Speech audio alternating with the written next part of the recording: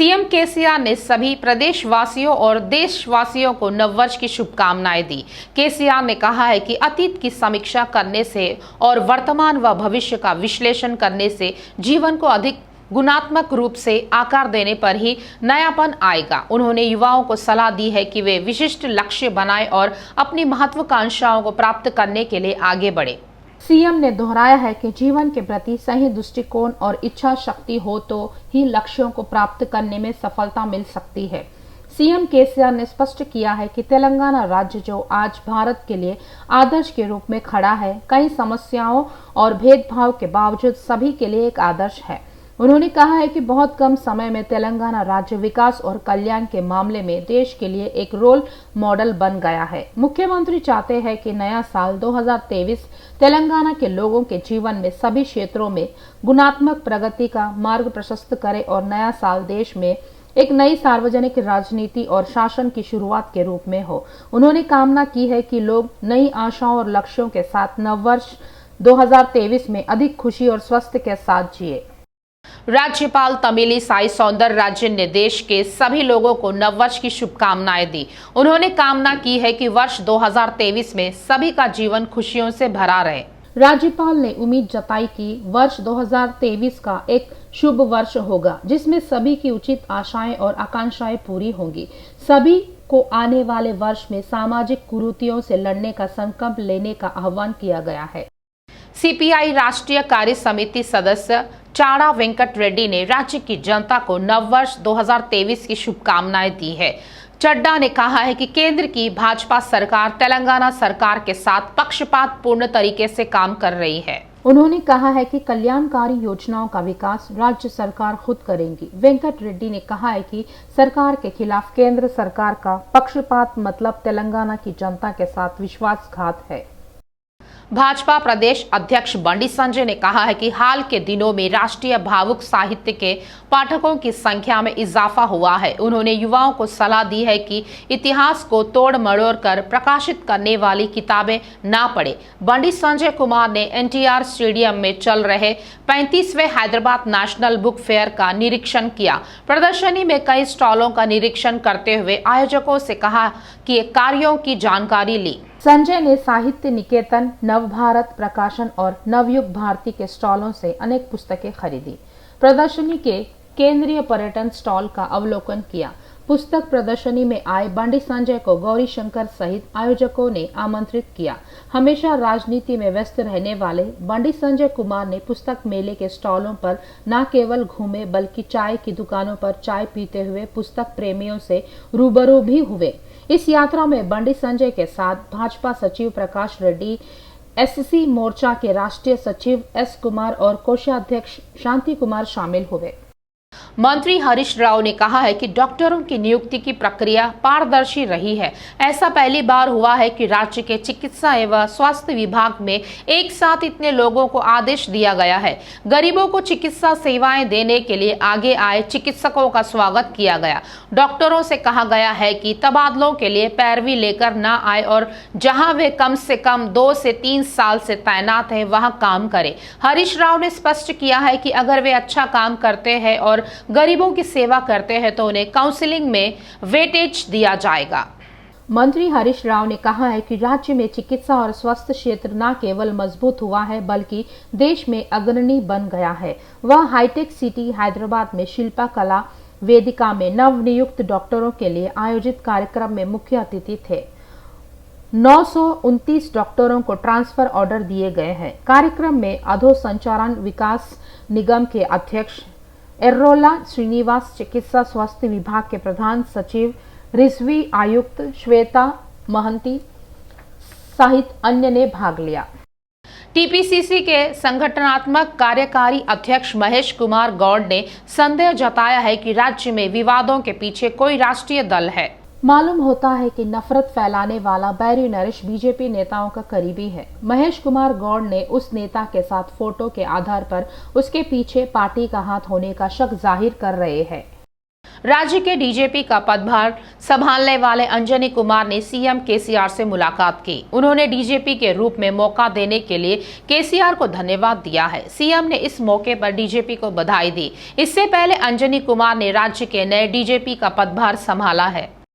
तेलंगाना राज्य लोक सेवा आयोग द्वारा कई नौकरी भर्ती विज्ञापन जारी किए। आयोग ने हाल ही में कुछ और अधिसूचनाएं जारी की है। नए साल के मौके पर बेरोजगारों के लिए खुशखबरी मिली है। डिग्री कॉलेजों से संबंधित 544 पद, नगर निगम विभाग में 78 पद, इंटर और तकनीकी शिक्षा में 71 पद जारी किए गए हैं। डिग्री कॉलेज में असिस्टेंट प्रोफेसर, फिजिकल डायरेक्टर और लाइब्रेरियन के पद भरे जाएंगे। आवेदन 31 जनवरी से 20 फरवरी तक स्वीकार किए जाएंगे। परीक्षा मई या जून में होंगी। नगर निगम विभाग की नौकरियों के लिए आवेदन 20 जनवरी से 11 फरवरी तक स्वीकार किए जाएंगे। इंटर और टेक्निकल एजुकेशन की नौकरियों को लेकर 21 जनवरी से 10 फरवरी तक आवेदन किए जा सकते हैं। पंचायती राज मंत्री एर्रबल्ली दयाकर राव ने कहा है कि कुछ सरपंच बेवजह भाजपा के जाल में फंस रहे हैं और राज्य सरकार के खिलाफ दुष्प्रचार कर रहे हैं। उन्होंने कहा है कि केंद्र सरकार को जो राज्य को फंड जारी नहीं करना चाहिए, उसके कारण कुछ वित्तीय कठिनाई उत्पन्न हो गई है। मंत्री ने अधिकारियों को सरपंचों को राशि के बारे में जागरूक करने की सलाह दी है। मंत्री ने पंचायत राज विभाग के अधिकारियों और इंजीनियरों के साथ वर्चुअली समीक्षा की। मंत्री एर्रबल्ली ने कहा है कि केंद्र सरकार से राज्य को 1100 करोड़ बकाया राशि मिलनी है। केंद्र ने राज्य के 1100 करोड़ रुपए को रोक दिया है क्योंकि किसानों के कल्याण पर 151 करोड़ खर्च करना गलत लग रहा है। सरपंचों और अधिकारियों से इस मामले को समझने को कहा गया है। दयाकर राव ने बताया है कि तेलंगाना सरकार के सत्तारूढ़ होने के बाद पिछले 8 सालों में पंचायतों को जो पैसा मिला वह पिछले 50 सालों में भी नहीं आया। मंत्री ने अधिकारियों और इंजीनियरों को सलाह दी है कि वे प्रदेश में पंचायती सड़कें आईने की तरह होनी चाहिए और बारिश के मौसम में पहली बारिश के बाद भी किसी भी सड़क पर गड्ढे नहीं होने चाहिए।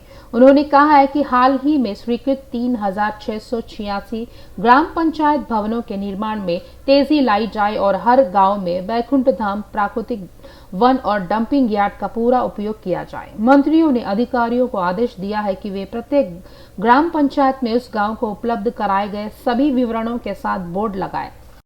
हैदराबाद में ड्रग्स हमेशा चर्चा होती है। नाइजीरियन और अफ्रीकी देशों के लोगों की गिरफ्तारी, मुंबई, दिल्ली, गोवा राज्यों से लिंक, हैदराबाद में ड्रग्स का भांडाफोड़, इस तरह की खबरें सब सुनते हैं। हैदराबाद में नशाखोरी धीरे धीरे बढ़ रही है।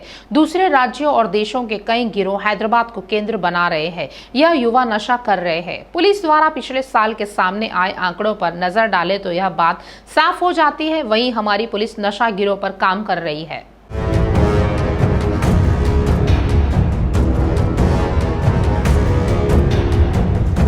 वीकेंड आ जाए तो बहुत हो गया। शहर का युवा आराम चाहता है। अगर आप इसके लिए पब चुनते हैं तो कई लोग फार्म हाउस चले जाते हैं। रात भर चलने वाली ये पार्टियां नशा गिरोह के लिए अड्डा बन रही हैं। कुछ को एजेंट नियुक्त कर इस धंधे को सुचारू रूप से चला रहे हैं। कई छात्रों को इस तरह का नशा कराया जा रहा है। 10 कमिश्नरेट की पुलिस राजधानी में नशीली पदार्थ लाने वाले माफियाओं पर नकेल कस रही है। शहर के तीनों आयुक्तालयों में इस साल अब तक करीब 14,168 किलो गांजा और सैकड़ों करोड़ का नशा जब्त किया जा चुका है। पुलिस उन्हें समय समय पर कार्रवाई करती रहती है, लेकिन किसी तरह से यह नशीली पदार्थ शहर में सप्लाई की जा रही है। वर्ष 2021 में जब्त किए गए गांजा की तुलना में इस बार 32% ज्यादा यानी करीब 4,524 किलोग्राम जब्त की गई है। इसके अलावा शहर की पुलिस ने हीरोइन, कोकेन, एमडीएमए और एलएसडी ब्लॉट समेत कई सिंथेटिक ड्रग्स का धंधा करने वाले शातिर अपराधियों को भी गिरफ्तार किया है। इन सबसे ऊपर यह कहा जाना चाहिए कि हैदराबाद पुलिस द्वारा एचएनयू के तत्वाधान में किए गए ऑपरेशन सफल रहे हैं। Goa drugs lords Edwin, Pritish Narayan Borkar, Narendra Arya और अन्य अभियुक्तों को गिरफ्तार किया गया है और पीडी अधिनियम लागू किया गया। डार्क नेट और कोरियर सर्विस के जरिए सप्लाई करने वाले गिरोह की गिनती की गई है।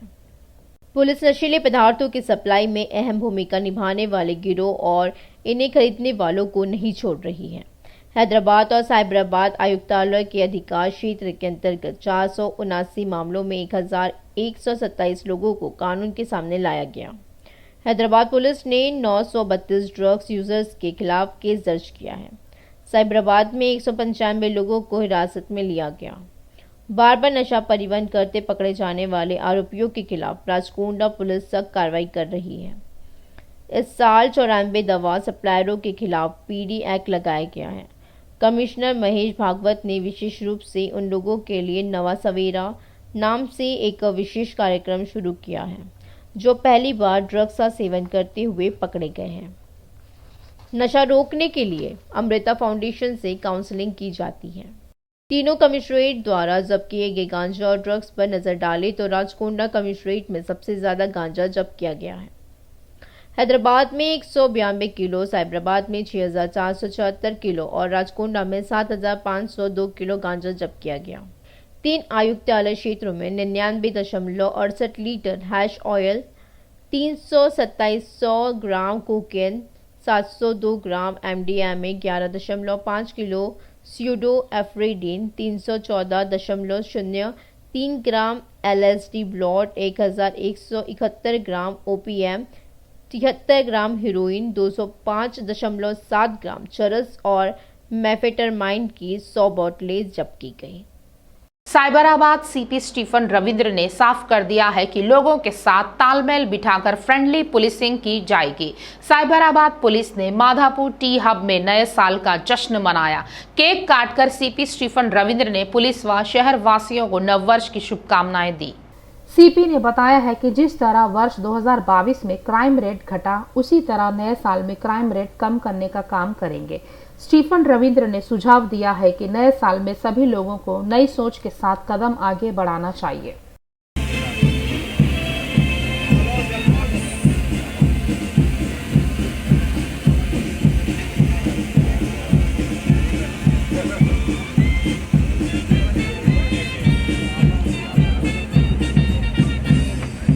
हैदराबाद कमिश्नर सीवी आनंद ने टैंक बॉन्ड पर नए साल का जश्न मनाया। केक काटकर सीपी सीवी आनंद ने शहर वासियों को नववर्ष की शुभकामनाएं दी। उन्होंने कहा है कि शांतिपूर्ण तरीके से अपराध पर काबू पाने के लिए पुलिस ने पिछले साल काफी प्रयास किए हैं। आनंद ने लोगों से सभी को नए साल के जश्न की शुभकामनाएं देने को कहा है।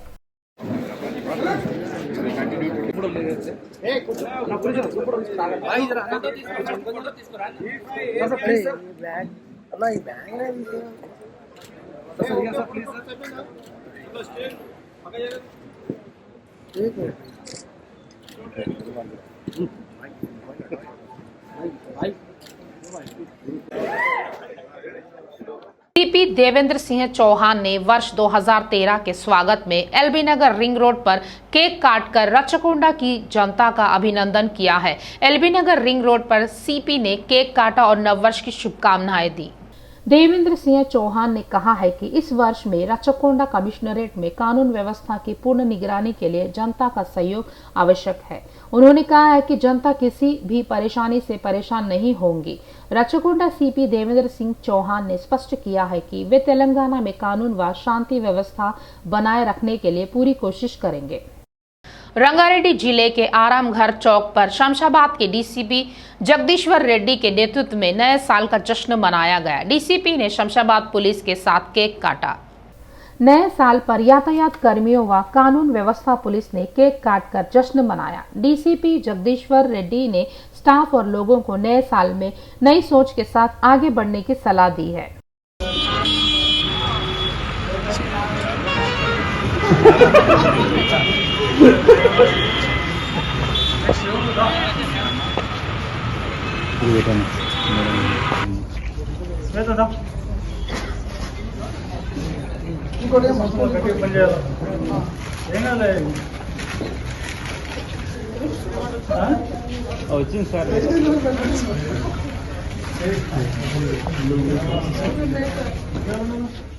टीपीसीसी प्रमुख रेवंत रेड्डी ने सीएम केसीआर को एक खुला पत्र लिखकर कपास के लिए उचित मूल्य प्रदान करने और किसानों की समस्याओं को हल करने की मांग की है। उन्होंने आरोप लगाया है कि सरकार जिसे दलालों के साथ खड़ा होना चाहिए वह किसानों के साथ धोखा कर रही है।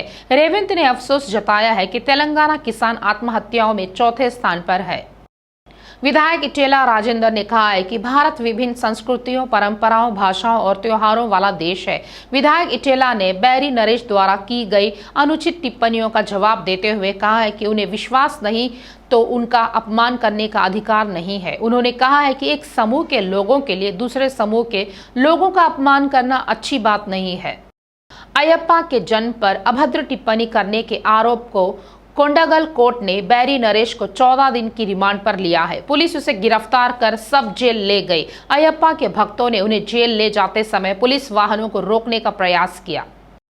नए साल की पूर्व संध्या पर मीर चौक ट्रैफिक पुलिस स्टेशन अंतर्गत प्रसन्नांजनेय मंदिर के निकट ड्रंक एंड ड्राइव अभियान चलाया गया। इस दौरान पुलिस ने शराबियों के खिलाफ कार्रवाई की। पुलिस ने कहा है कि शराब पीकर वाहन चलाते पकड़े जाने पर लाइसेंस रद्द किया जाएगा। किसी भी प्रकार की अप्रिय घटना ना हो, इसके लिए निरीक्षण किया जा रहा है। पुलिस ने बताया है कि शहर के सभी हिस्सों में शराब पीकर गाड़ी चलाने वालों के खिलाफ कार्रवाई हेतु चेक पोस्ट बनाए गए।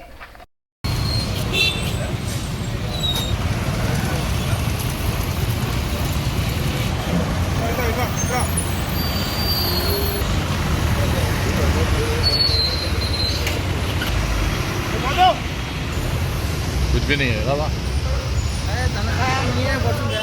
इंस्पेक्टर क्रांति कुमार ने बताया है कि रंगारेड्डी जिले के राजेंद्र नगर अत्तापुर पुलिस चौकी अंतर्गत चिंतलपेट में एक विकलांग महिला का जबरन अपहरण करना असत्य घटना है।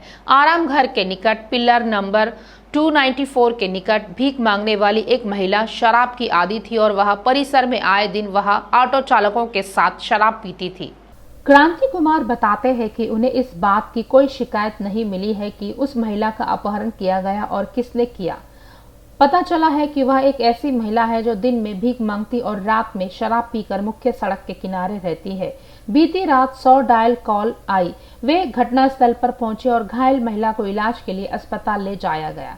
सीआई क्रांति कुमार ने बताया है कि बरामदगी के बाद जब उसे जानकारी मांगी गई तो उसने अपहरण के बारे में कुछ नहीं बताया। यहाँ श्रीराम पुलिस सिग्नल पे भीख मांग लेती भैया। तो कौन लाए? मेरी सास क्या बोली मालूम? मेरे बेटे को कैसा उठा लेके जाती, मेरे झगड़ों से मारा खिलाती वो खिलाती बोली। तो यहाँ कैसा है तू? मैंने आज मेरे को मार दी माँ। कहीं में लेके? फाइनल है पक्का। कहीं में लेके? वहाँ कहीं में लेके? ऑटो।